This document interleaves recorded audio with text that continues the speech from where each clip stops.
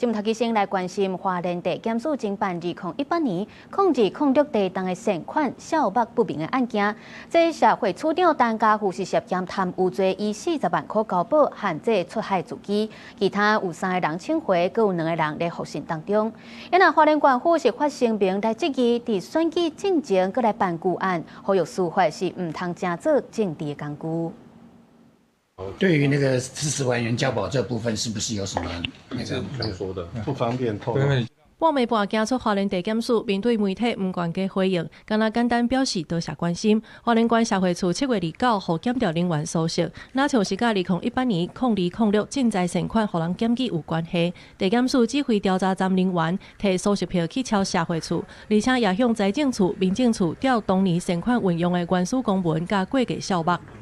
社会处长陈家富伫7月29中昼时，互人带去调查站理清案情，暗时送去地检署复审。迄当阵0206地当善款传出真侪争议，包括一开始传出扣列8亿，分4档，1档2亿，用伫补贴受灾的实在业甲观光业，引起退钱的风波。另外，县政府开10多万办感恩参会甲印宣传单，也互检察院纠正涉嫌走闪采购法，而且违反预算法经费的使用。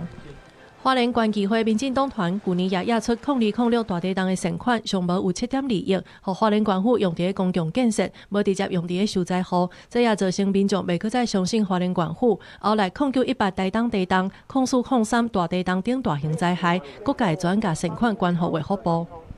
花莲县府发声明表示，相关的案情经过真侪档、真侪届的调查，业务甲承办人员也因为时间真久，所以有换过。面对真侪届的调文件，县府拢有配合司法调查，尊重司法，也呼吁爱量查理清真相。不过，检调人员伫选举要到的时，针对这案件大动作侦办，动机恐惊引起外界的议论。复审了后，社会处长陈家富7月30以40万交保，限制出海自机。记者综合报道。